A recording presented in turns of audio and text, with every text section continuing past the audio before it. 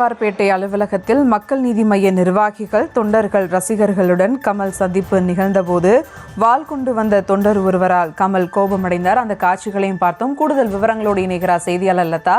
வணக்கம் லதா, விவரங்கள். வணக்கம்.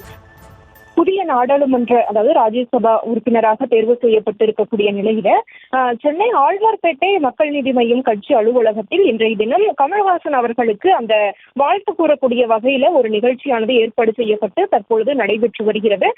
தொண்டர்கள், ரசிகர்கள், கட்சி நிர்வாகிகள் என அனைவரும் வருகை தந்து அவரை நேரில் சந்தித்து வாழ்த்துக்களை தெரிவித்து வருகிறார்கள். வரக்கூடியவர்கள்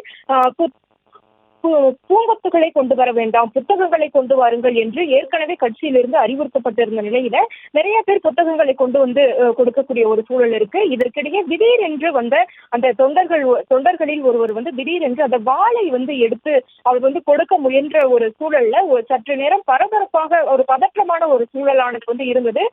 அந்த நேரத்தில் கமல்ஹாசன் சற்று கோபமடைந்து வேண்டாம் என்று கூறக்கூடிய வகையில அவரினுடைய அந்த தோணியானது இருக்கும். கீழே வையுங்கள், மேஜையின் மீது வையுங்கள் என்று அவர் கூறினார். ஆனால் அதை கேட்காமல் அந்த தொண்டர் எடுத்து கையில் பிடித்தவாறு அவர் இருக்கக்கூடிய ஒரு சூழல்ல அனைவரும் அதனை தடுத்து நிறுத்த முயற்சி செய்தார்கள்.